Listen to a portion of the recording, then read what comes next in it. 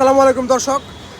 সবচেয়ে বড় বিষয় হচ্ছে আপনারা দেখেছেন রামিসা হত্যাকাণ্ডে রামিসার ধর্ষণের পরিপ্রেক্ষিতে প্রধানমন্ত্রী রামিসার বাড়িতে গিয়েছে। আমার মূল কথা হলো যে ধর্ষকদের শাস্তি না দিয়ে যদি ধর্ষিতার বাড়িতে গিয়ে অনুশোচনা করেন তাহলে ওইটা হচ্ছে প্রধানমন্ত্রীর কাজ না।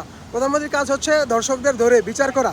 তো সবচেয়ে বড় বিষয় হচ্ছে কালকে চট্টগ্রামে যে ঘটনাটা ঘটেছে, দর্শকদের বিচার না করে ধর্ষককে সেফ দেওয়া হয়েছে এবং আমার ভাই আমার বোনেদের উপর হামলা করা হয়েছে, তাদেরকে গুলি করা হয়েছে। এগুলা পুরোটাই একটা ন্যারেটিভ। তো এই ন্যারেটিভ থেকে বের হতে হবে এবং দর্শকদের বিচার করতে হবে।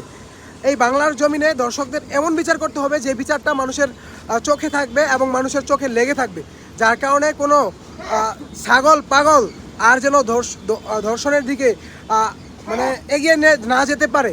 তো দর্শক, আপনারা এই বিষয়ে কথা বলুন যেন প্রধানমন্ত্রী মাননীয় তারেক রহমান সাহেব ধর্ষকদের বিচার ভালো মতো করতে পারে।